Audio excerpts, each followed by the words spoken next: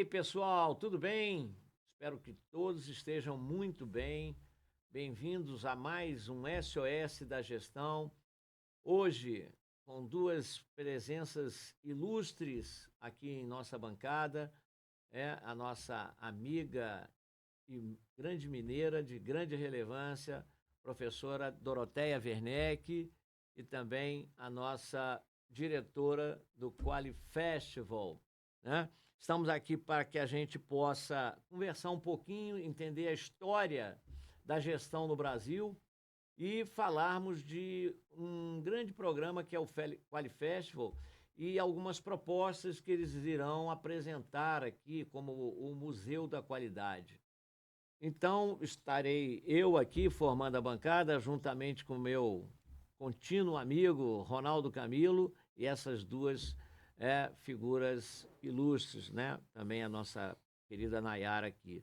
Então, a gente gostaria, primeiro, de apresentar a professora Doroteia Werneck, mas a Doroteia ela tem uma história tão interessante, que eu pediria até, né, tirando que irei falar que ela é de Ponte Nova, e é formada em finanças, né, economia, eu gostaria que ela se apresentasse em virtude da grande diversidade do currículo dela. Se eu tiver que eu recitar em verso e prosa, além de tudo, ela é poetisa também, né? Está lançando um livro essa semana, no dia de amanhã, né?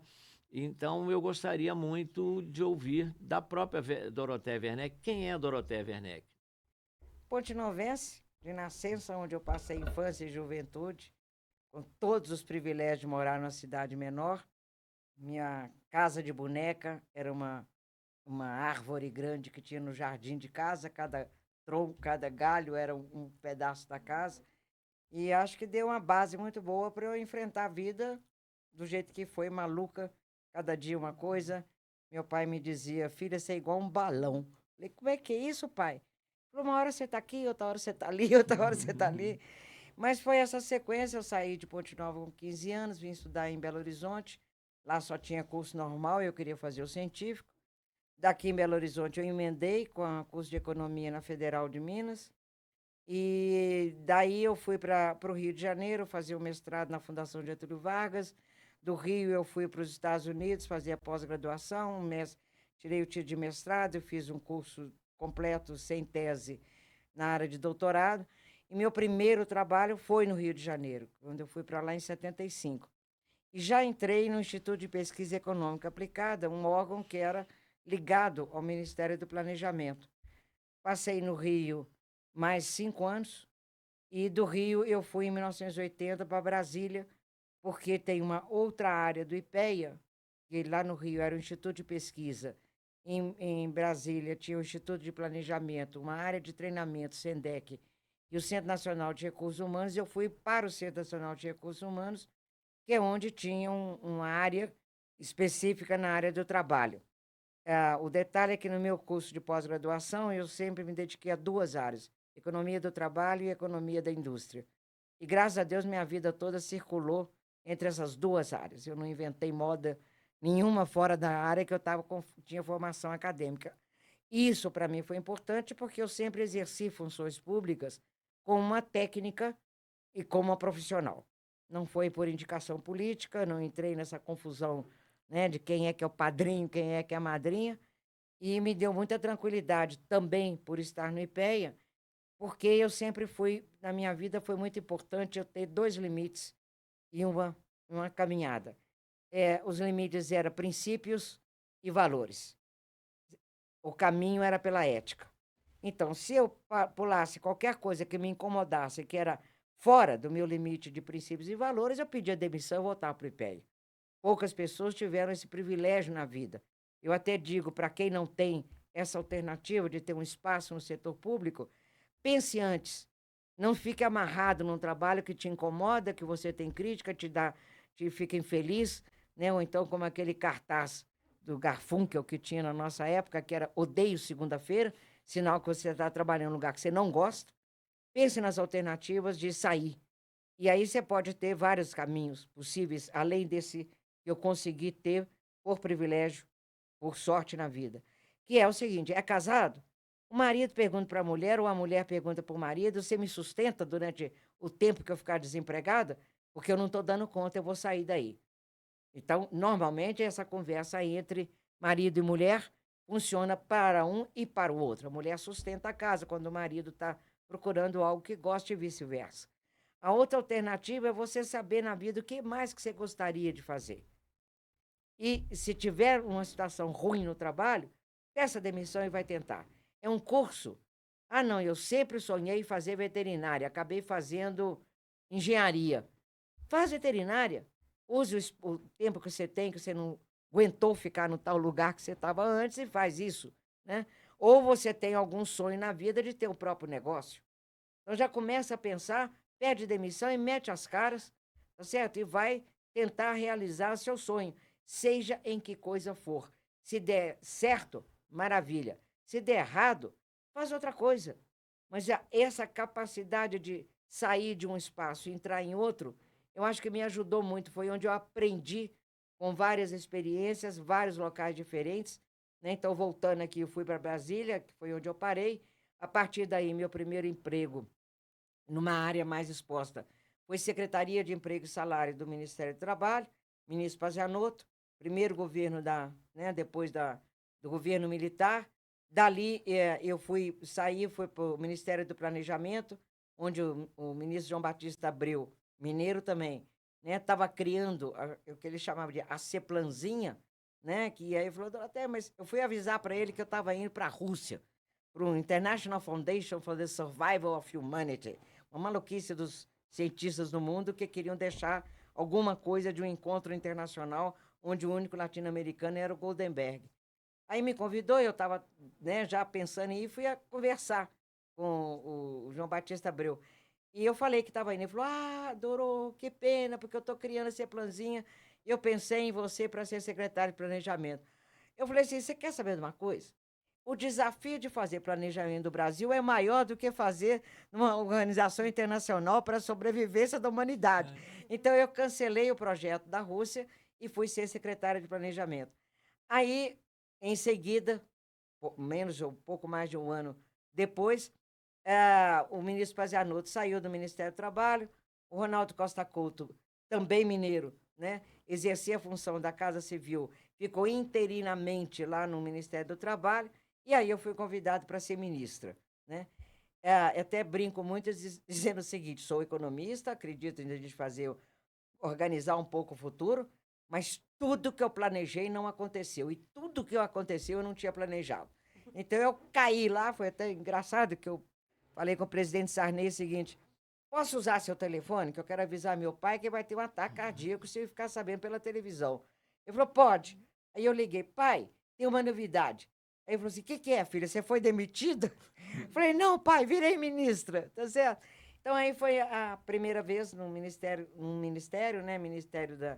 do Trabalho, que depois do Ministério do Trabalho eu tive um período de experiência em Minas como candidata a vice-governadora, que durou 90, 91, e em seguida eu voltei para lá, para o IPEA, descobri a questão da qualidade. Eu tinha lá uma sala menor do que essa sua aqui, e o pessoal falou, até você foi ministra, está numa sala, escuta, eu escutei uma coisa que todo mundo sonha. Me deram essa sala e falaram comigo, você faça o que você quiser. Falei, tô feita, Para mim foi prêmio, E aí eu descobri uma série de documentos de uma missão japonesa que veio ao Brasil e estava em inglês. Então, eu traduzi para o português, sem nem nunca ter ouvido falar na questão de qualidade, mas ao fazer essa tradução, eram tipo umas apostilas, eu descobri a questão da qualidade e me apaixonei. Então, a partir daí, foi um processo de autodidata, lendo livros, etc., até que em determinado momento o pessoal da Ródia me perguntou, você já viu na prática, Dorothea? Eu falei, não. Quer visitar a Ródia? Passa uma semana. Passei uma semana dentro da Ródia, com todos os departamentos, todas as áreas, Edson, todas as né? lideranças. O Edson Musa. Era o Vasmusa. E aí foi meu primeiro contato, vamos dizer, com mão na massa, na questão da qualidade. E aí, quando teve, no governo do Collor, a transição, que saiu a ministra Zélia e entrou o ministro Marcílio Marcos Moreira, ele me convidou para a Secretaria Nacional de Economia. E a Secretaria Nacional de Economia era a Secretaria Executiva do Programa Brasileiro de Qualidade e Produtividade. Então, foi nesse momento que eu entrei de cabeça, corpo e alma, e foi todo o trabalho que nós fizemos, que é desafiador em qualquer sentido, que é mudança de cultura. As pessoas não tinham ideia do que era qualidade, produtividade, competitividade, que eram as palavras básicas, né, da questão da gestão na qualidade total. Foi muito rico. Aí eu fui norte, sul, leste, oeste, esse Brasil inteiro, palestra, e sempre levando ao meu lado um empresário que tivesse adotado a gestão da qualidade total na empresa dele, que podia dar o seu depoimento de como foi fazer isso e quais foram os ganhos, né? O que melhorou na vida dele, da empresa especialmente, com a gestão da qualidade. E é claro que a minha falação servia de pano de fundo, que dava a visão macro, vamos dizer assim. Mas para uma empresa se convencer que valia a pena fazer, era muito mais importante ouvir a experiência de um empresário. E aí o programa deslanchou. Então, depois disso, teve outras histórias. Depois disso, fui para o Ministério da Indústria, Comércio e Turismo, e vai até 2020, 2014, quando eu vim para Minas, em 11, no governo do Anastasia, e fui secretário de Desenvolvimento Econômico. Então, aí foi a minha volta a Minas, depois de todo esse período fora de Minas. Então, pessoal, você vê que se eu fosse contar essa história, eu ia pelo menos pegar 2 podcasts para poder falar, né? Então, realmente não tem ninguém melhor para contar. E um outro ingrediente que eu me lembro bem. A Doroteia também quebrou um paradigma. Naquela época era muito comum ter ministros homens. Uhum. Uma das primeiras ministras, eu me lembro bem da época, uma das primeiras ministras mulheres foi a Doroteia. Teve uma primeira em 1982, que foi ministra da Educação, Esther Figueiredo Ferraz. 7 anos depois, em 89, eu fui ministra do Trabalho, que é, vamos dizer assim, a primeira ministra numa área econômica. E depois eu fui ministra de Indústria, Comércio e Turismo, aí sim fui a primeira mulher a ter ministra 2 vezes. Mas da agora, tá mulherada para tudo quanto é lado. Eu estou feliz da vida, que esse era o grande objetivo, quebrar essa coisa. Eles não sabiam como lidar com mulher. Era a coisa mais divertida do mundo. Porque eu aproveitava, né? Porque, só para te dar um exemplo, existe uma série de protocolos, né? Então, a colocação numa fila, ou num assento de uma mesa, ou para tirar retrato, era do ministério mais antigo para o mais novo. Então, lá na ponta estava o Ministério das Relações Exteriores, Ministério da Justiça, não sei o quê. O Ministério do Trabalho era aqui no meio. Só que eu era mulher. Aí os meus colegas, que eram todos homens, me passavam na frente porque eu era mulher. E eu não titubeava, eu ia. E ficava lá na frente, junto do Ministério, né, de Relações Exteriores.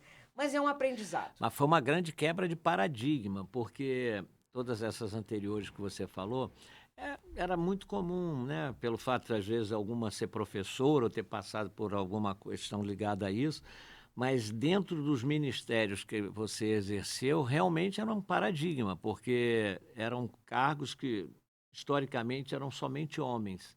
E eram cargos extremamente chaves, né? Principalmente o Ministério da Indústria e do Comércio E turismo? tinha um grau de relevância extremamente né, importante para o Brasil.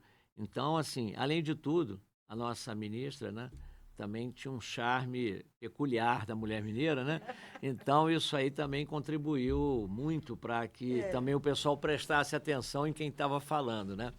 Então, eu acho que essa introdução mostra bem, pessoal, para os nossos, né, telespectadores entenderem quem quem está conosco aqui. É uma precursora do grande momento que o Brasil viveu. O Brasil chegou a ser o segundo país com maior quantidade de movimentos ligados à área de qualidade. Isso se deve muito a toda a estratégia, que depois eu vou pedir que ela explique, né? Que foi o quê? A gente só perdia para o Japão.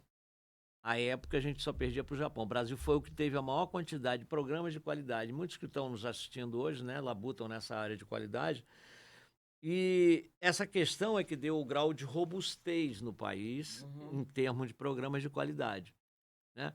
Eh, Fora aqui do programa, antes de começar o programa, a gente estava conversando e eu perguntei na época eu perguntei para ela a respeito da estratégia. Ela me contou uma estratégia muito interessante. Além dela levar os empresários, né? Ela sempre teve 3 vertentes. Queria que você falasse um pouquinho dessas 3 vertentes. Foi a vertente japonesa, a vertente Americana. americana e a É, europeia, né? é isso porque antes do lançamento do Programa Brasileiro de Qualidade e Produtividade, que foi início do governo Collor, já tinha tido várias iniciativas no Brasil pontuais.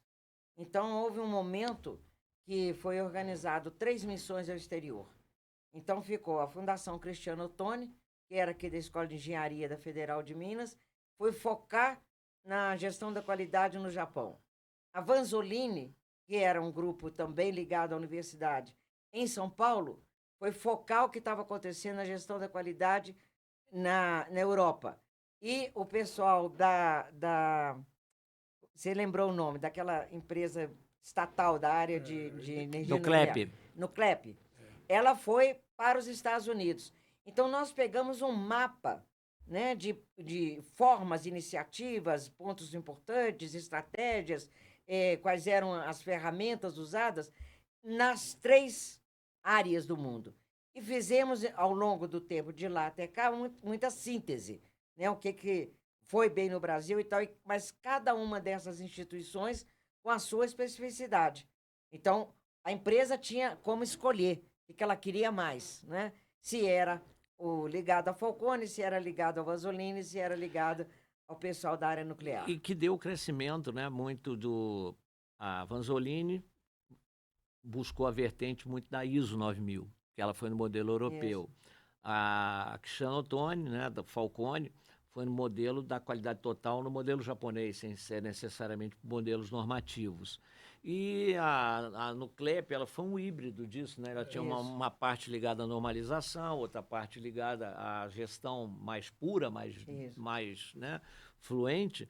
Eu acho que isso foi um ponto muito interessante. É dessa época que estou me lembrando agora que teve um fenômeno muito interessante, porque nesse processo da gente trabalhar para criar a cultura da qualidade, eu visitei muitas empresas. Especialmente eu visitei muitas empresas internacionais.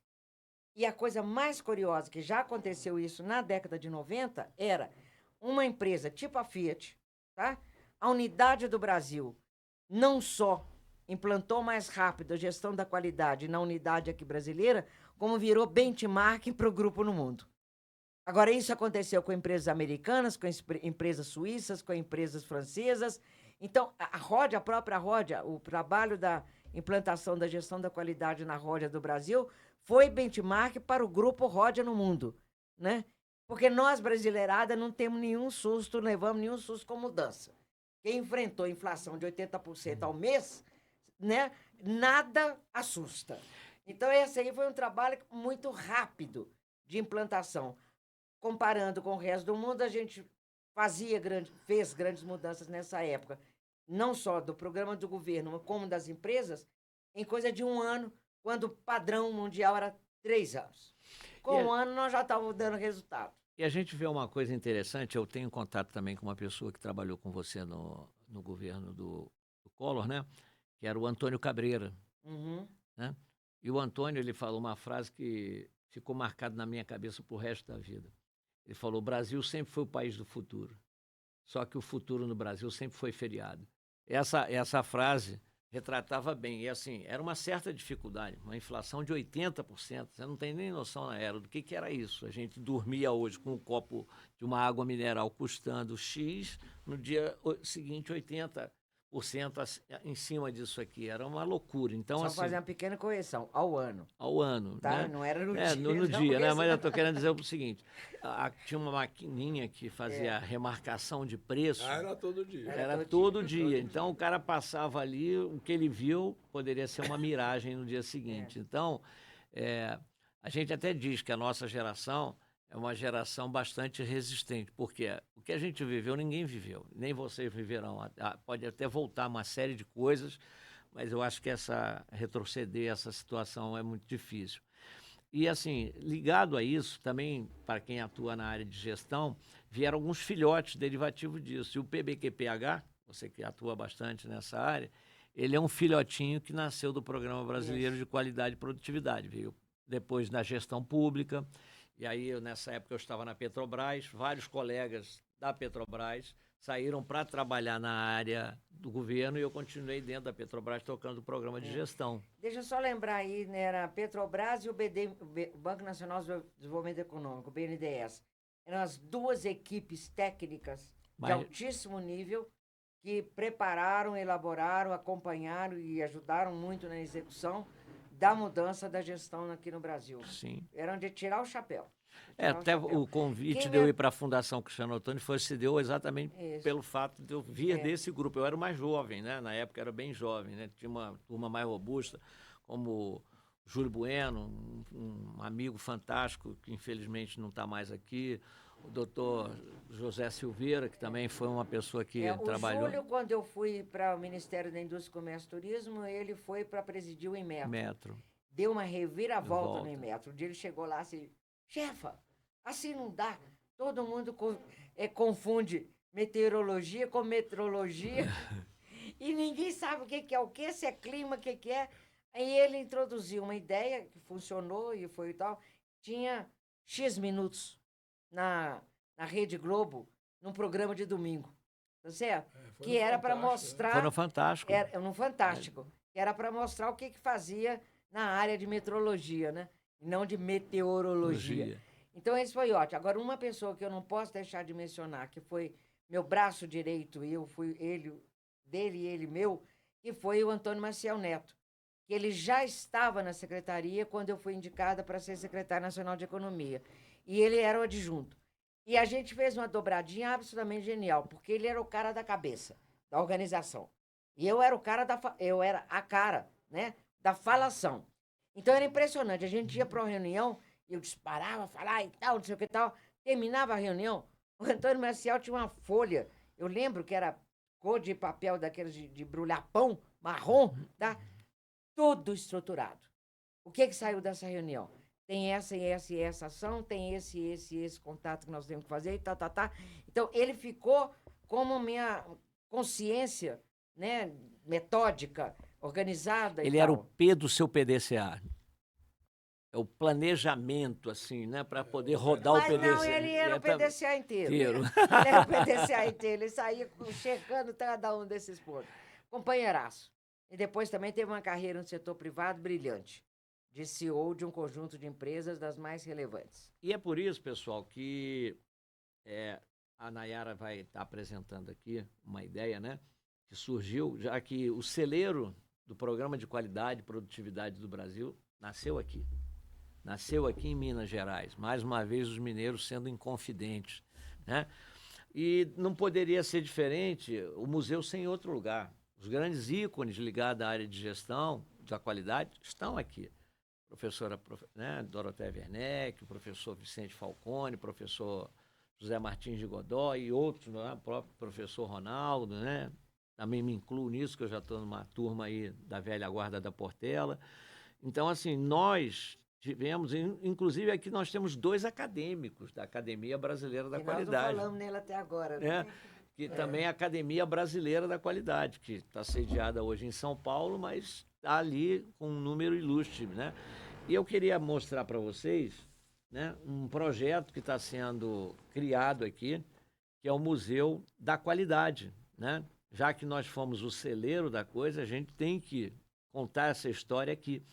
E esse museu, carinhosamente, ele vai ter o nome da nossa entrevistada do dia de hoje.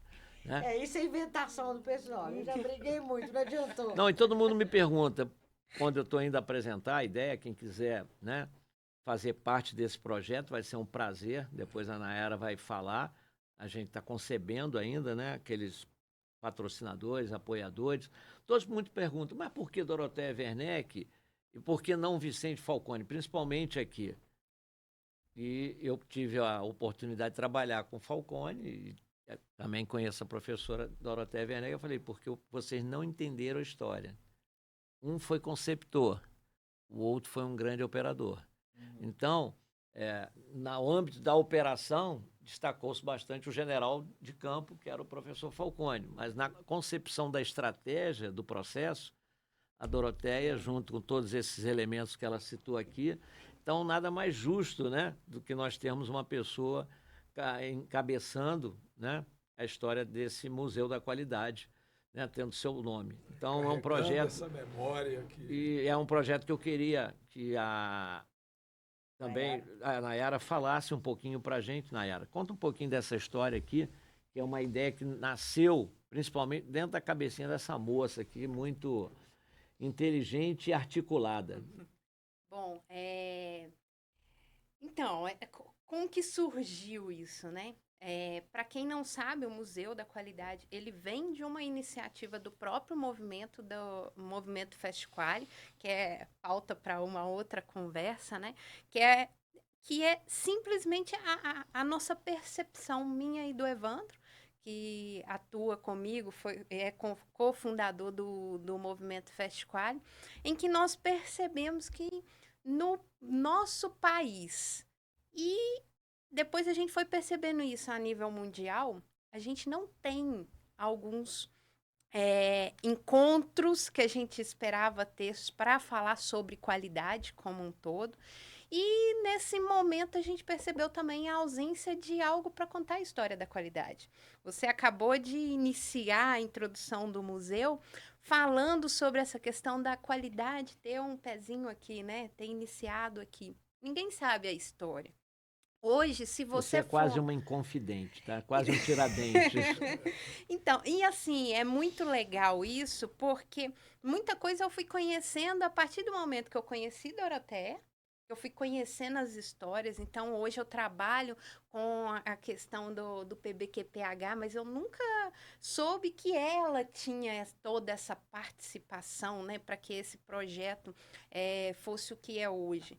Lógico, ele ainda está no momento de crescimento, né? A cada 5, 6 anos ele tem aí um plus de mudanças que acaba contribuindo de alguma forma para o nosso país e leva toda a cadeia produtiva junto. Então, o museu, quando eu e o Evandro, a gente começou a ter a ideia de ter algo para contar toda essa jornada, esse início da qualidade, principalmente aqui no Brasil, nós começamos a perceber que a gente não tinha nada. E nada assim que... Até hoje, se você for buscar, você vai ter que conversar com mas muita gente para você conseguir fazer essa ordem cronológica. Então, durante as pesquisas para a gente elaborar esse projeto, descobrimos que existe um museu em Portugal, que é um museu da metrologia. E aí nós pensamos, isso não é qualidade, porque qualidade não é só metrologia. Eu, por acaso, conheço esse museu porque durante muito tempo eu fiz parte da diretoria da APQ, Sim. Associação Portuguesa para a Qualidade, representando o Brasil. E eles lá condicionavam muito a questão da qualidade ao controle de qualidade, na parte metrológica, entendeu? Então, assim, não da gestão em si da qualidade, entendeu? Isso. E ano passado eu tive uma conversa com a equipe da APQ e eu conversando com eles e eles me falando, não, mas a gente tem um museu da qualidade. E não é. Ele é um museu que trata sobre essa parte de metrologia. Doroteia falou aqui, né? Metrologia e meteorologia. Até hoje as pessoas ainda confundem os termos, né? E quando surgiu essa ideia, um dos principais pontos que a gente trouxe para o museu é a educação. Porque eu e o Evandro, a gente sempre quis começar a introduzir temas para falar sobre qualidade com um jovem que ainda está no ensino médio. Porque todo mundo quer alguém que saiba, mas onde que a gente vai educar esse jovem? E, pessoal, né? eu até, não é o tema do dia de hoje, mas assim, eu vou pedir para que ela dê aqui um pequeno resumo. O movimento que deu origem a tudo isso foi um movimento que eles, né, conduzem, que é o Fast Quality. Ele ganhou uma relevância a nível nacional assim, muito grande e muito consolidada. E tem muita gente jovem, eu faço parte do grupo lá, eu vejo, até teve uma vez, eu tive a grata satisfação de quando o professor o Ishikawa esteve aqui no Brasil, eu rodei com ele 42 dias, eu fiquei acompanhando ele. Foi melhor do que muita pós-graduação, mestrado e doutorado que eu fiz. E ele, no outro dia eu fui numa empresa, e aí o garoto perguntou assim, "Só conhece diagrama de causa e efeito?" Eu falei, não conheço não, rapaz. Me explica aí o que é. Aí o rapaz foi, me explicou. Eu falei, ele falou, tem um nome japonês aí que eu não sei. Eu falei, qual o nome desse cara que fez esse negócio? Aí ele falou, Ishikawa. Aí eu falei, porra, é mesmo? Ele falou, só conhece o Ishikawa? Eu falei, cara, eu conheci uns japoneses aí para trás, mostrei a foto do Ishikawa junto comigo. Ele falou, parece com ele? Ele falou, porra, aí ele pegou, entrou na internet, comprou. Falou, mas é ele, você conhece esse cara? Aí eu falei assim, o que a gente vê de gente que ainda tem um desconhecimento, eu acho que vocês fazem um grande serviço nesse sentido, muito bacana, porque ali, né? É uma forma de você irradiar conhecimento pessoal. Convido a todos que estão aí, depois quem tiver curiosidade, que entre, né, para fazer parte desse grupo. É um grupo extremamente democrático, aceita todos que venham de bom, né, bom tom e com boas intenções, mas é um movimento, de novo, que nasceu em Belo Horizonte, em Minas Gerais, né? tá certo? Isso Então, eu convido a todos vocês a cada vez virem mais a participar. E esse movimento está seguindo, ele agora está indo para os estados, gradualmente estão acontecendo encontros regionais. Eu acho que isso é um conluio, mas assim, uma das percussoras está sentada aqui, só olhando de Exato. arquibancada e rindo aqui. Não, deixa eu só dar um pitaquinho rápido aqui. O Festiquali, ele tem várias coisas interessantes, uma primeira e mais importante. Você lembrou, né? Eu e o Ronaldo fazemos parte da Academia Brasileira de Qualidade. E o Evandro também, né? O Evandro também. A Academia Brasileira de Qualidade tem idade mínima. É depois de 55, né? Isso. Que tem que ter. Ou seja, é a nossa geração, cara. Não, eu Faltava fui nesse indicado país- pelo Ronaldo. Pois é. Eu fui reprovado porque eu tinha 56. Não, 56 não. Eu tinha, 54. eu tinha você 54 quando É. o Ronaldo me indicou. E falou, olha, você está Então é o seguinte, reprovado por tudo falta bem, de idade. tudo bem, quer pegar um de, né, vira quase que homenagens, né, mas não é uma organização que é de ação. O Festiquali é perfeitamente complementar à Academia Brasileira de Qualidade. Não tem limite de idade. Não sei se você já calculou a idade média, eu Já. calculo que seja 25, quanto é que é? A nossa faixa etária hoje está entre 20 e 45 anos. Tá, O então é maior 32, 30 e tá? pouco, 32. Então, essa turma, e aí você fez referência, por isso que eu quis meter o bedelho aqui, porque é o seguinte, é de fato o que aconteceu na década de 90 do movimento de mudança de cultura para gestão da qualidade total. Então, esse trabalho que o Festiquali faz é primoroso. E só a última coisa que é quase que o esclarecimento. Tem em todos os estados. Já correram vários estados, tem várias cidades. Já tem ação no exterior. Já fizeram Angola, Moçambique, Portugal. Não, Tá certo? Angola, Portugal, Miami, México, lá em Guadalajara, já. E tem a Moçambique que está na fila. Ano que vem. Ano que vem. Eu sabia que tinha Moçambique. Você não Tem, fala que não tinha, tem. não. Porque eu Tem, ouvi. porque já está negociado. Bom, então, agora, tem um evento anual que reúne o Brasil inteiro. Que estaremos, Que é em Belo Horizonte. que estaremos juntos. Em novembro, 9 e 10 de 9, novembro. 10 e 11. Em 11 de E novembro. onde está sendo lançado o livro, que o último capítulo quem escreveu fui eu. E o pós-fácil depois do meu Isso é o aí. dela. Isso aí. É. Quem vai escrever o pós-fácil é você. Então, assim, é um trabalho belíssimo. E é com gente jovem, que eu acho a maior alegria. Eu hoje virar... Assim, meu sonho era ser geração Z, tá certo? Porque eu acho que é daí que... Aí é que é a grande contribuição que a gente pode dar em termos de passar experiência, conhecimento, etc., pegando a turma jovem, que é o trabalho do E Festiquali. eu queria te fazer uma provocação, estava até falando com o Ronaldo. Eu falo muito que as empresas têm os seus estoques, né? Estoque de matéria-prima, de produto acabado, etc. e tal. Eu vejo que o Brasil teve um nível, um estoque de gestão muito alto. Foi esse período, o período que começou em 90, aí foi até 2000 e pouco, 2002, 2003, né? Teve um estoque de gestão muito bom. De repente, esse estoque foi acabando, foi minguando. Como é que você percebe hoje esse estoque de Depende gestão? como é que você mediu esse estoque. Se você mediu o estoque por gente que tem ISO reconhecida, é uma coisa. Se você está olhando esse universo por ações que mudaram a formatação de gestão da empresa, é outra conversa. Porque eu entendo, até mesmo ISO, para mim, é uma das ações. ferramentas. Isso. Uma das ferramentas. Você pode começar por aí, como você pode começar por 5S, você pode começar pela Lean, você pode começar por onde você quiser. Ela é meio, não é fim. Tá certo? Hein? Ela é meio, não é fim. Ela é meio, né? Agora, na hora que você está medindo quem já atuou, é claro que quem está na estatística que passou a ter gestão da qualidade década de 90, continua tendo. Muda o processo, muda a forma, muda a ênfase, né? Então, você introduz uma série de novas metodologias ou ferramentas, né, que não necessariamente está enquadrada no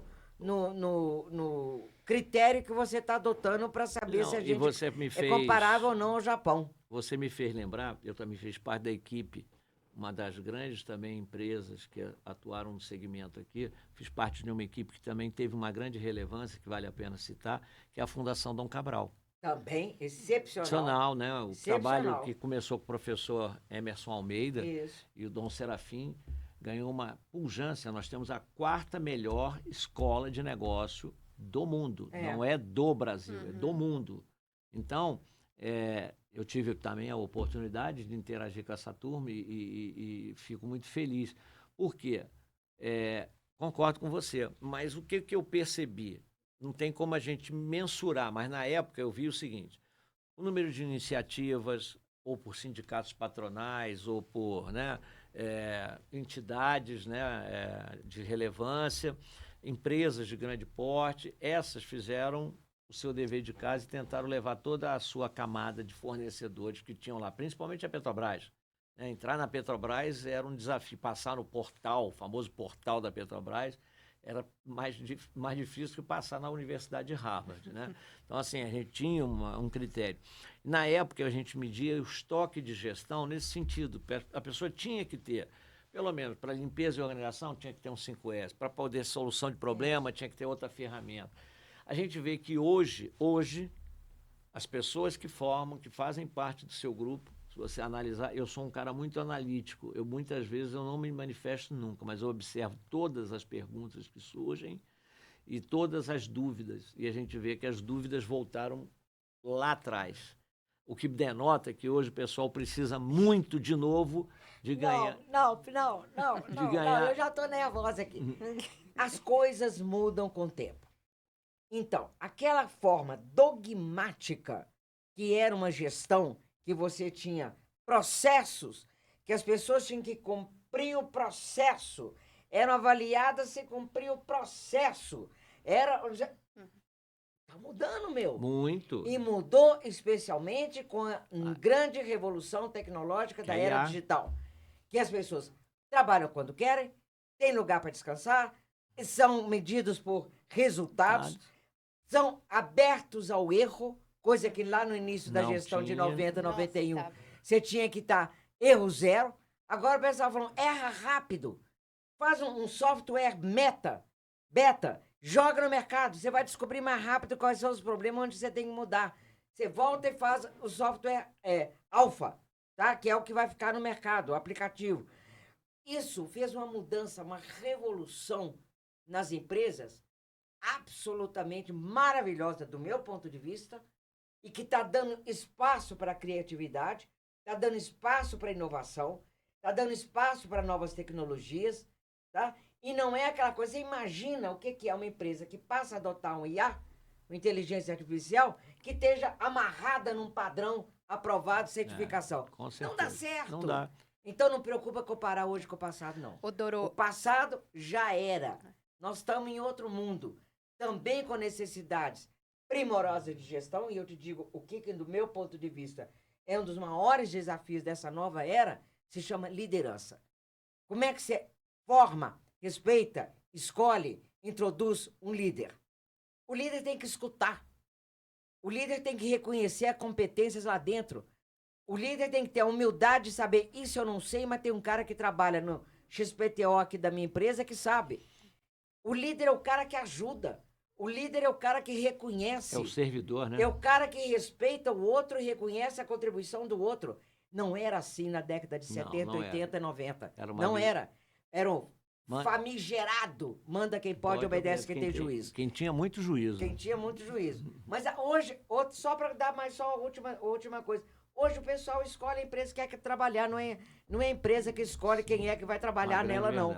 Tá? Então é o seguinte, muda aí o diapasão, porque nós estamos numa maluquice maravilhosa. Não, eu estou colocando nesse sentido, eu concordo plenamente com tudo que você falou. O que eu estou querendo dizer é o seguinte: a gente que está no dia a dia aí, visitando as empresas, ou auditando, dando consultoria, ou dando treinamento, o que a gente percebe é que, na época, uma palavra que hoje está muito em voga, que é engajamento, o engajamento naquela época foi bastante grande, porque literalmente pode ter sido pelo fenômeno.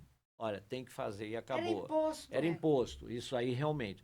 Hoje, como ficou no modelo voluntariado, né? Esse voluntariado hoje, se a gente não tiver a ciência de poder provocar as pessoas para ir para dentro do fenômeno, aí demora um pouco mais. Aí você passa pelo convencimento, isso, que é uma atitude completamente diferente. Você tem que mostrar para quem está do seu lado, tá? Que você tem que ter uma atuação diferente, uma forma de trabalhar diferente, uma forma de sentar numa mesa, num grupo diferente.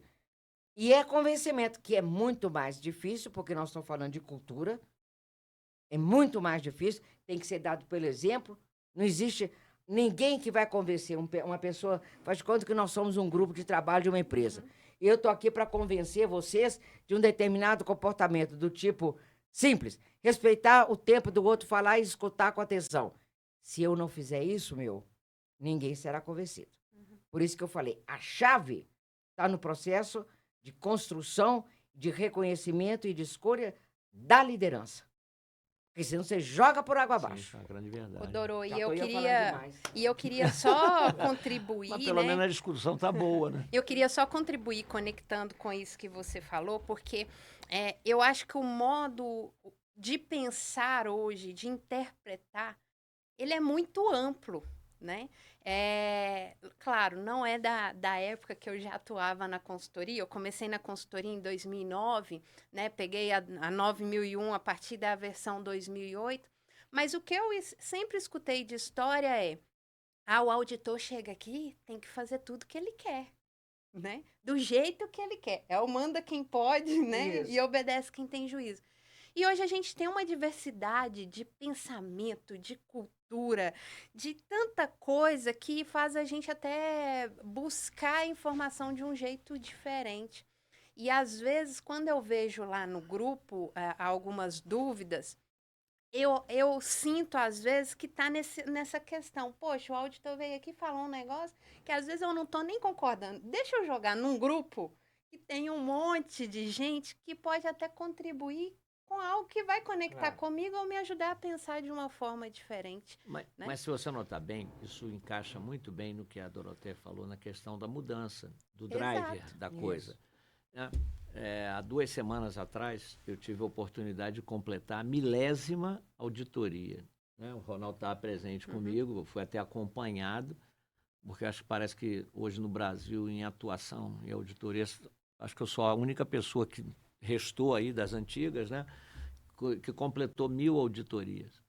E assim, eu fiz uma reflexão nesse dia, porque antigamente o auditor, obrigatoriamente, se ele chegasse numa empresa e não encontrasse uma não conformidade, ele saía de lá com a sensação de frustração. Ele tinha que sair de lá com uma não conformidade. E o cara perguntou assim: você tem um processo tranquilo, né, de nos auditar e etc e tal? O Ronaldo está em fase aí, né, de aprimoramento junto comigo, e ele viu. A gente tentou mudar o driver, que é o quê? A auditoria, né, a gente diz que tem 3 mentiras muito grandes numa auditoria. Primeira mentira: seja bem-vindo, o cara tá doido para eu ir embora. Segunda mentira, né? Eu chego e falo: olha, eu vim para te ajudar. Na visão dos caras, o auditor só veio para te ferrar. A terceira grande mentira, né? Quando acaba a auditoria, o cara fala assim, volte sempre. O cara nunca mais quer me ver na vida dele, tá certo? Então, hoje, a gente tenta introduzir isso, né? Na minha certificadora, que é a CBG, a gente tenta introduzir o seguinte, nós estamos aqui para buscar coisas certas, conformidades, que é de onde vem, lá de trás. O auditor nasceu na Inglaterra. Ele é o representante do rei que conferia tudo que entrava dentro do navio para pagar imposto. Então, ele queria ver coisas certas. Se a gente retomar lá atrás e a gente buscar isso, é uma quebra de paradigma. Que é isso que a gente tem que ter na cabeça. Quantas empresas aí nesse intervalo dessas 1.000 você reprovou? Olha, eu acho que dessas 1.000 auditorias eu só consegui reprovar 2 empresas, que nem foram por processo da auditoria em si. Eram ausências de documentos legais. Não tinha alvará. Se a empresa não tem alvará, como é que eu posso dar autorização para ela, né? Se certificar. E a outra era uma empresa que está fazendo a norma de segurança, 45 mil, não tinha o VCB. Eu reprovei.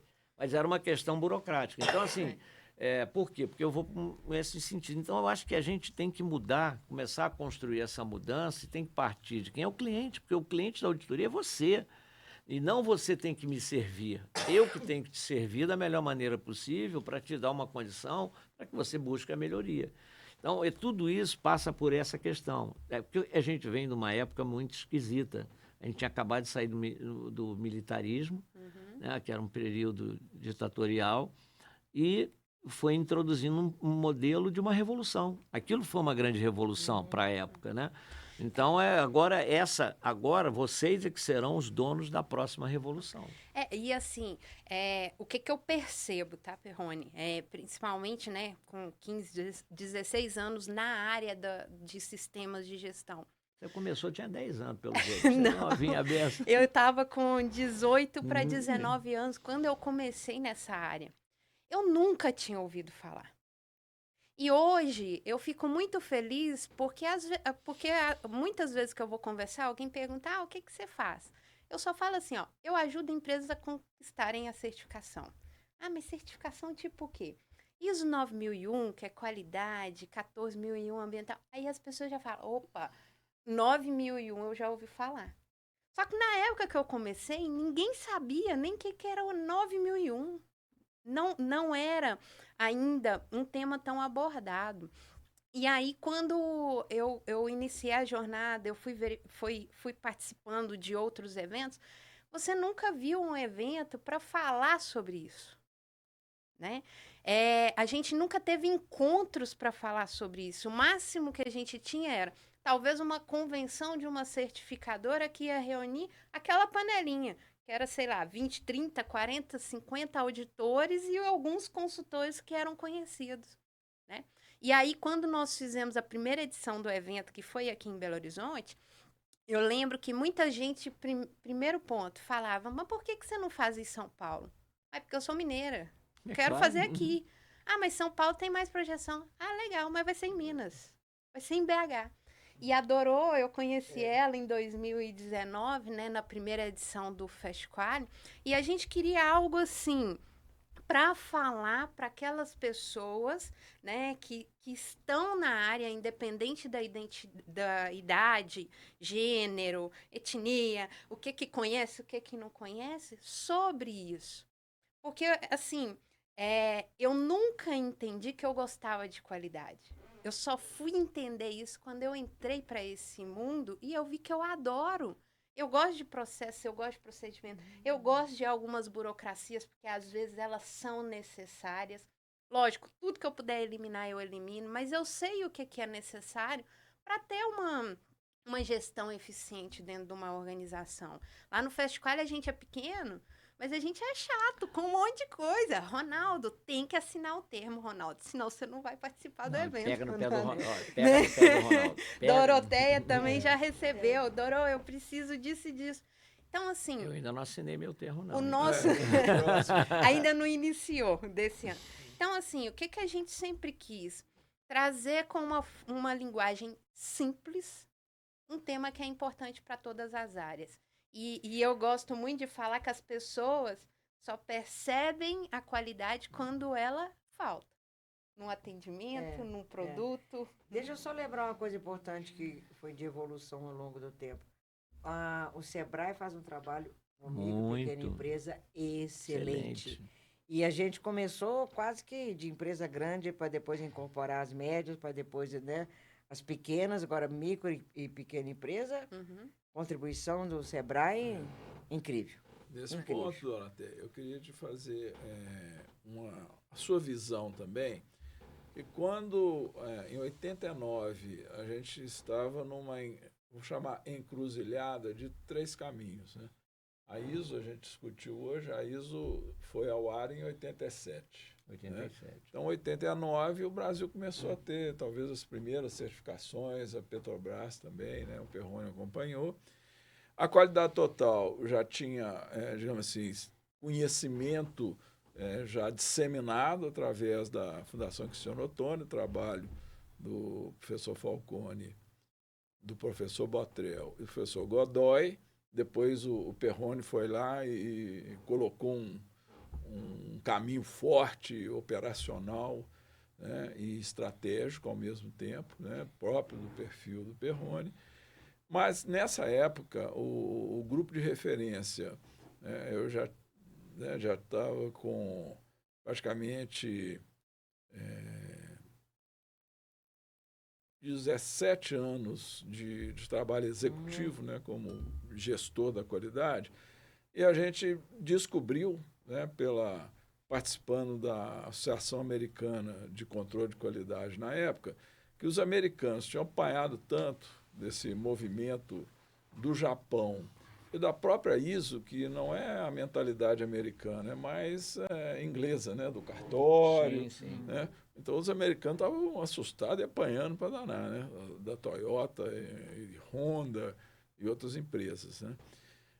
E a reação deles foi uma coisa impressionante, de nível estratégico, realmente.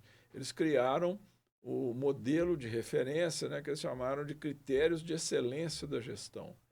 E também o primeiro, né, e era através de reconhecimento, através de o orgulho de você estar fazendo uma coisa bem feita e o orgulho de obter resultados e de se deixar medir, né? Você mensurar a dimensão de resultados. Né? Como é que você vê? Porque a escalada foi grande, né? Nós criamos a Fundação Nacional da Qualidade em 91. Em 92 teve o primeiro prêmio da qualidade e foi onde eu pude dar uma contribuição muito grande. Depois até em Minas também, né, com o Prêmio Mineiro da Qualidade, Prêmio Mineiro de Gestão Ambiental, que foi pioneiro, né, foi reconhecido na ONU. Né? Como é que você viu a evolução? Porque eu estava conversando com o Perrone, é o seguinte, que dos anos de 2009, 2008 até 2014, nós nos tornamos benchmark mundial em gestão. Vinha, né, o prêmio americano, todo mundo no Brasil. Se eu entendi bem sua pergunta, eu nunca fiz escolhas. Eu vejo qualidade como um grande guarda-chuva, dentro de gestão da qualidade.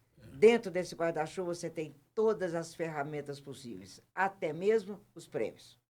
Tá? O prêmio americano e o prêmio brasileiro era uma forma de identificar, de encontrar os benchmarks, que eram aquelas empresas que apresentavam melhor resultado.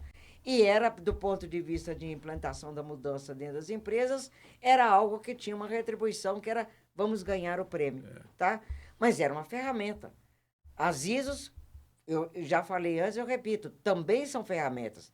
Tem gente que começa pela ISO, tem gente que descobre que tem ISO lá na frente, tá?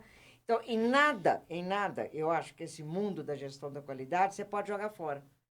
O dizer é ultrapassado, isso foi em tal época. Não, porque dependendo do problema da empresa, dependendo do momento que ela está vivendo, dependendo do tamanho dela, uma ferramenta é a ideal, que não serve para as outras. Tá? O 5S, eu repito sempre isso, é o mais simples de todo. Né? Quando eu fui no Ministério da Indústria, Comércio e Turismo, eu fiz um 5S no meu gabinete. Foi a coisa mais genial. Tá? Sei lá, tinham 15 armários, sobraram 3. Descobriram loucura lá dentro, guardada assim, de fita de máquina que não existia mais, não sei o quê. Uma limpeza total. E foi uma motivação para fazer no resto do ministério. Tá? Pontual. Eu queria um exemplo. Alguma coisa que acontecesse rápido. Vamos fazer aqui. No meu gabinete. Né? Na entrada do meu gabinete, onde estavam as secretárias e tal. Fizemos isso. Então, qualquer ferramenta, qualquer opção, ela é válida, dependendo de quando, para quem, como, por que você está querendo aquilo. Tá? Uma visão então, de deixa eu fazer contexto, tudo. né? Faz o que você quiser. Tá? Qual é a meta? Qual é o rumo? Qual é o propósito? Que essa empresa... Eu sou um pouco mais radical. Que essa empresa sobreviva. Porque, na verdade, se não fizer nada, quebra. Ponto. Na outra Quando linha. nós pegamos as câmaras setoriais, o primeiro discurso meu na abertura de uma determinada câmara, e a câmara tinha, em média, 50, 60 organizações lá dentro, porque era a cadeia produtiva inteira, para baixo, para cima, para os lados. Né? Quando nós fechamos o acordo automotivo, eram 106 associações de classe.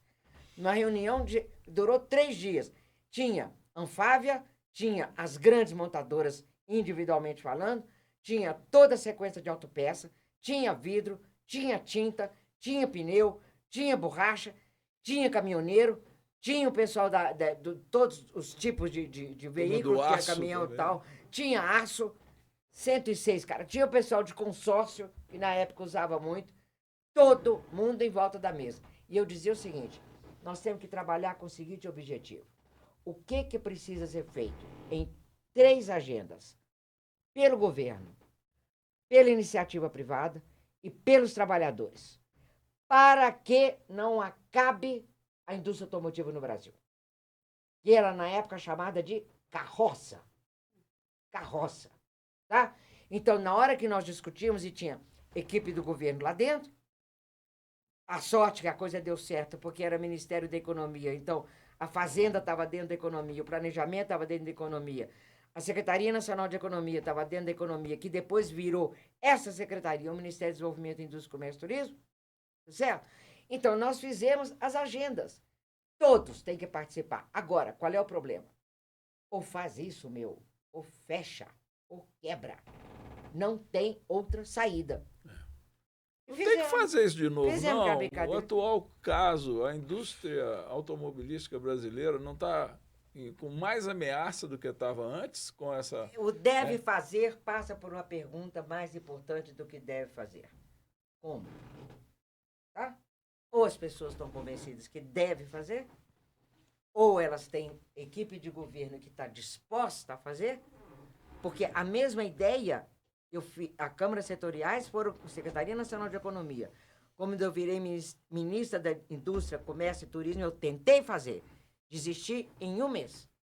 Porque a Fazenda não queria, o Planejamento não queria, não sei quem não queria, corpo mole daqui, corpo mole dali, ou tá todo mundo junto, na mesma visão, vamos fazer? Vamos. Ou não dá certo. Eu queria provocar vocês duas antes de Eu quero te mudar. provocar, não tenho tempo aqui, eu estou estourando. Não, Tô preocupado. a gente tem ainda, a gente sempre dá uma margem, né? Tá. A margem de acerto. Não, margem. Não, mas eu queria fazer uma pergunta para você. Margem de acerto. Uma para Doroteia. Hoje, a Academia Brasileira da Qualidade está lá em São Paulo. Será que ela não deveria mudar de lugar e vir para o lado aqui de Minas Gerais? Não, já que aqui foi o celeiro da coisa? Não. A Paulistada já tomou conta, já está lá, deixa. Tá. Eu não traria para cá. Essa é mais uma gozeira, mas eu quero fazer uma pergunta seguinte. Eu hoje, eu vejo, parece semântica, mas tem uma profundidade nisso. Você que é mais nova, depois de passar para Doroteia, que é mais sênior, o que você acha mais apropriado? Gestão da qualidade ou gestão com qualidade? Que é uma grande diferença né, nessa preposição que está aí. Assim, a gente tem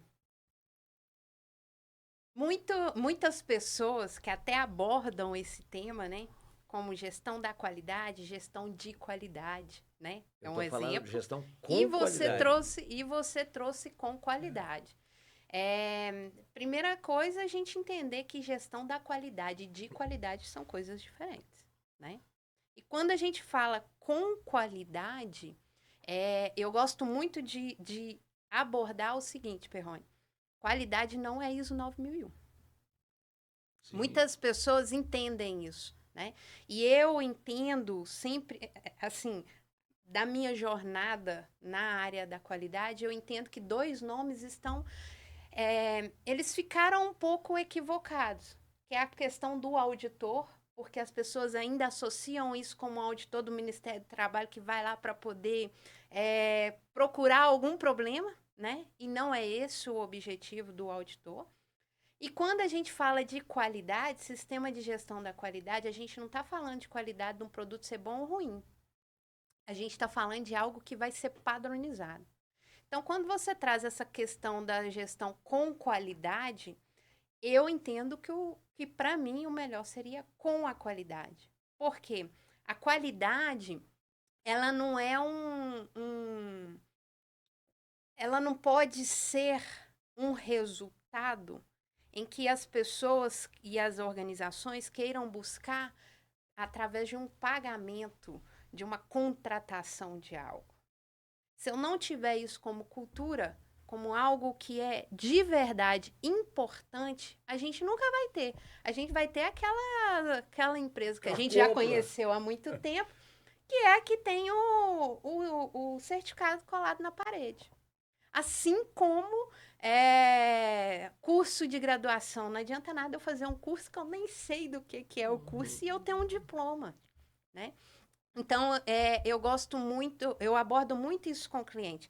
A certificação, quando a gente fala de ISO 9001, ela tem que ser um resultado de algo que está funcionando. Um benefício, algo que vai ser conquistado. A gente não está buscando aquilo como um objetivo. Aquilo tem que ser um resultado, né? Você está aí, então, com base no que você falou, só para consolidar, antigamente tinha a expressão ISO para uso e ISO pela ISO. Já quando você fala gestão com qualidade, você está defendendo, então, a ISO para o uso. Porque dentro do que ela falou, é uma ferramenta. Que, se bem usada, você não pode querer bater prego com chave de fenda. Chave de fenda serve para outra coisa. Para bater prego tem que ser martelo. E eu falo com o cliente assim, ó.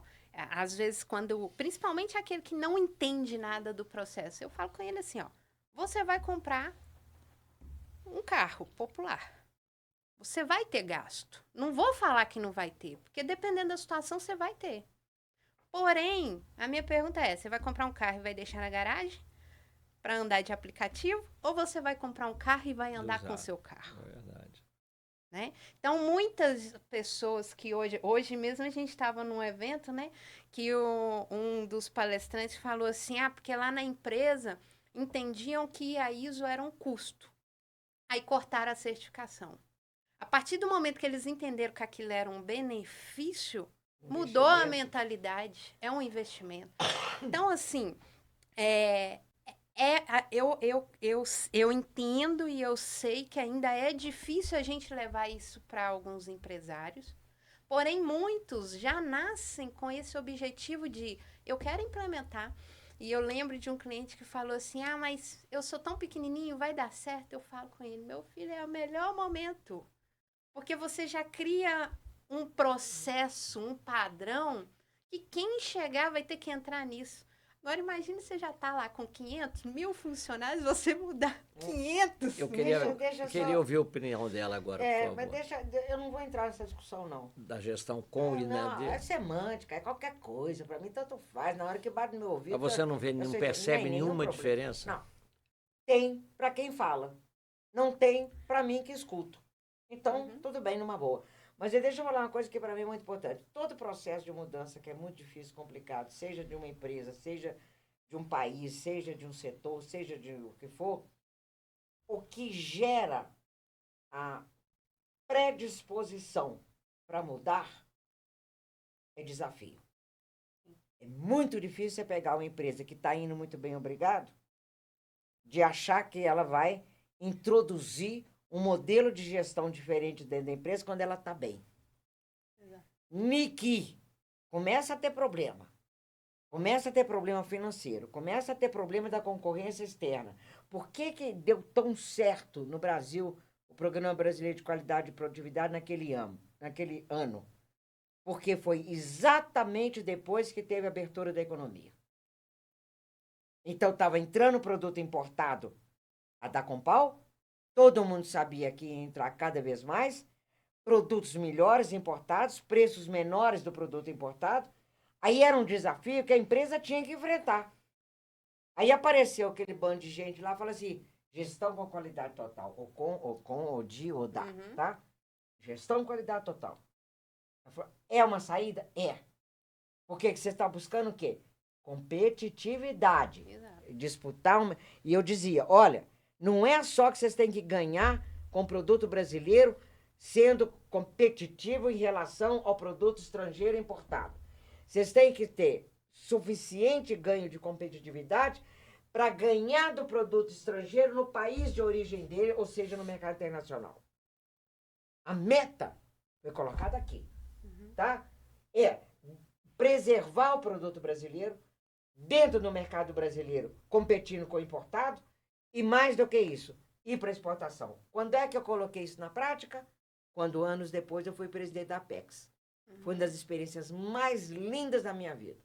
4 anos, entrei lá, tinha 20 projetos de exportação, saí de lá 4 anos depois, tinha 200 projetos de exportação. Empresa média, pequena, consórcio, tá? Todos os setores envolvidos, que eram liderados pela associação de classe respectiva de cada segmento, e nós demos show de bola. Vou dar um exemplo. Quando eu entrei, o Brasil era 12º exportador mundial de carne. Quando eu saí, o Brasil, 4 anos depois, o Brasil era 2º exportador mundial de carne. Fazendo pouca coisa. Partindo do seguinte, nós sempre tivemos o maior número de gado no país, né? Não é per capita, não. Uhum. O estoque nosso de gado é o maior do mundo. E não exportava porcaria nenhuma. E os caras morriam de medo. Não é que nós vamos para o exterior. Tinha cara que foi, não necessariamente desse segmento, mas de outro. Foi pela primeira vez ia sair do Brasil para uma feira internacional. Chegou lá em Guarulhos para despachar malas e não sabia que precisava de passaporte. O nível de ignorância nosso era absolutamente extraordinário. Anos depois, poucos anos depois, nós estávamos ganhando concurso mundial de joias, concurso mundial de moda praia, concurso mundial disso, de aquilo, vendendo qualquer quantidade de boi, tá certo? Isso nós fizemos uma vez mais, em pouco tempo. Por quê? Tinha desafio? Tinha. Eu concordo com vocês duas, assim, você é bem mineiro agora, né? Apesar de ser carioca. Eu vou ficar no muro. Mas eu queria agora, essa última parte da nossa conversa, eu queria, por favor, né? Tudo isso que nós ouvimos da Doroteia está expresso nesse livro, né? Imperdível.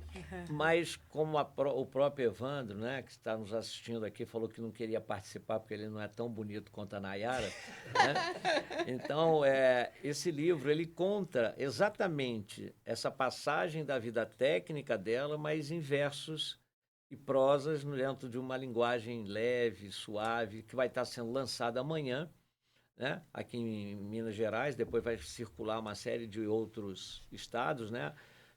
Para quem interessar, no nosso portal lá do Fast Quality Day, né? E eu queria que você me contasse, dentro dessas questões, né, que você fala das suas histórias, ideias, convicções, né, dentro de toda essa passagem, e dizendo que você fala isso de maneira intimista e sincera, né? Já deu para perceber que ela é sincerona, né? Ou quase um sincericídio que ela praticou aqui. Então, eu queria ouvir dela, né? Quem tiver a condição de amanhã, vai ser às 10 horas da manhã, não é isso? Isso. 10 horas da manhã. Amanhã, dia 10 de junho, porque tem gente que vai assistir seu Isso, programa. amanhã... 10 de junho, às 10 horas da manhã, no Museu Abílio Barreto, então, lá na Cidade Jardim. Sim. Se não houver a possibilidade da gente editar e botar isso disponível hoje, né? Quem depois quiser, esse livro eu recomendo para vocês. Eu ainda não tive a oportunidade de ler, mas pelo pouco que ela deu aqui de spoiler, né? Nós temos que mergulhar. Só o que ela já deu de spoiler aqui E está muito interessante. E a né? gente tá com ele no site do Festival. É só procurar lá.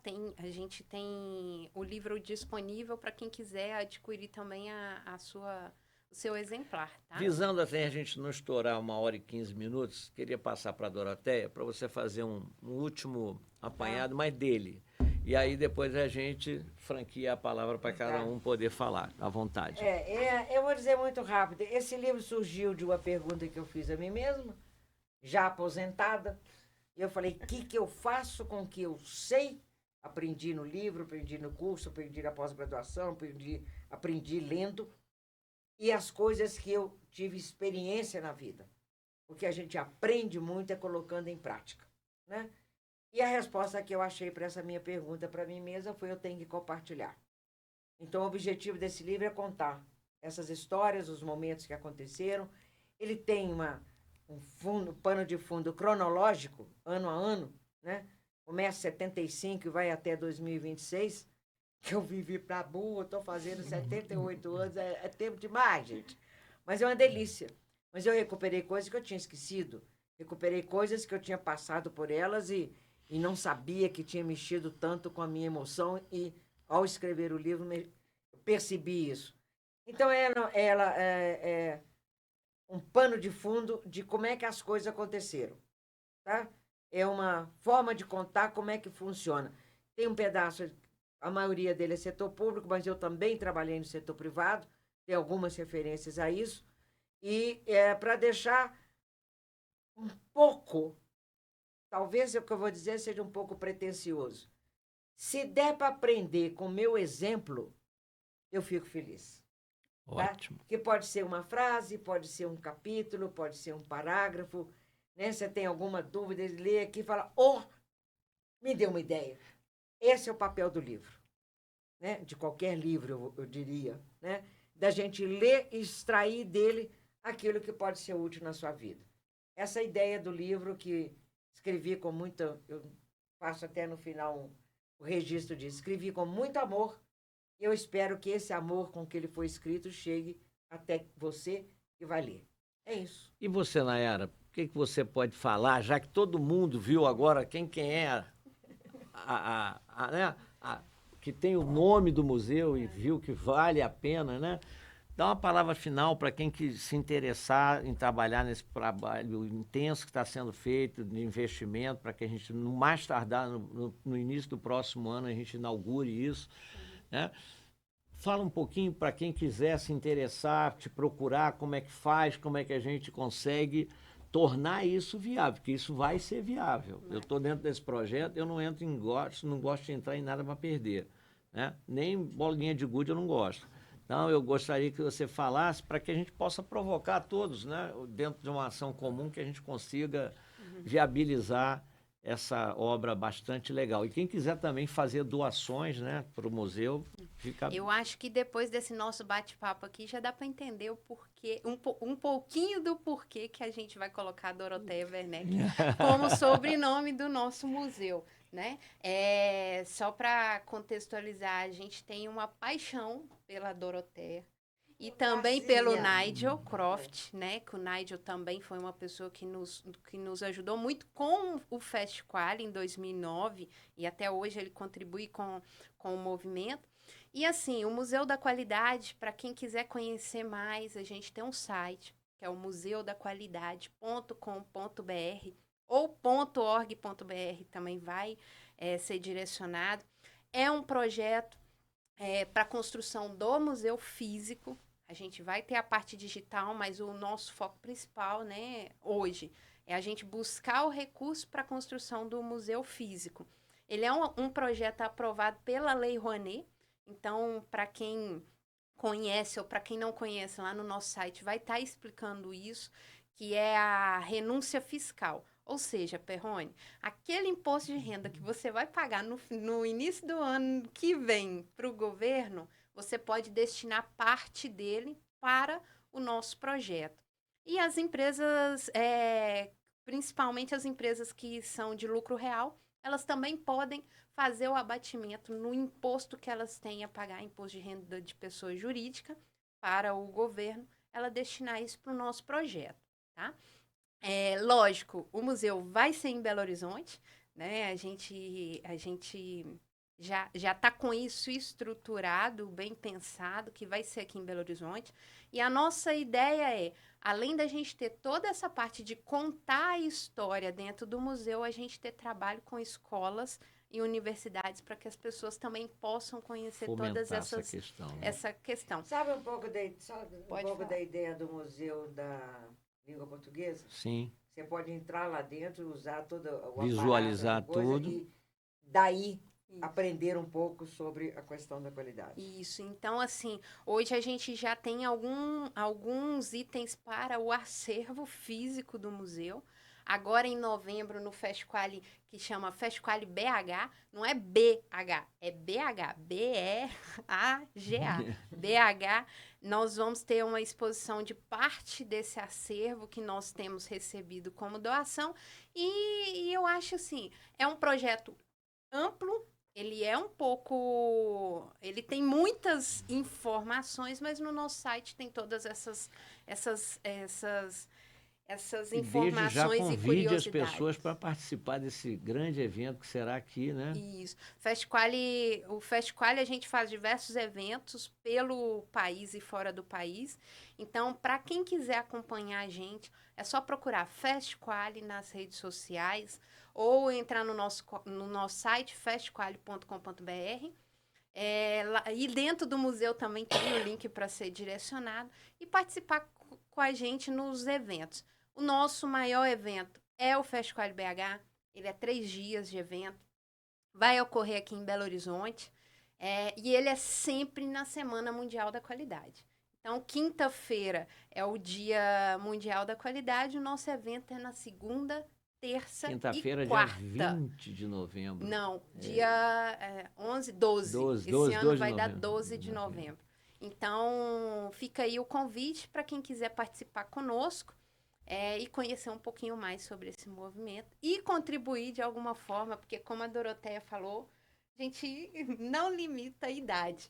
E hoje, Dorô, a gente tem lá, fizemos um levantamento, já são mais de 8.000 participantes em todos os eventos que nós fizemos. Nós já fizemos 35 eventos e a menor idade que tem 2 anos. Nosso participante mais novo tem 2 anos. A mãe levou para um dos eventos, ele tinha dias de nascimento. Então, hoje a gente tem, o mais novo tem 2 anos e o mais sênior tem 88 anos. Então, assim, a gente tem um público bem diversificado, eclético, né? Bem eclético.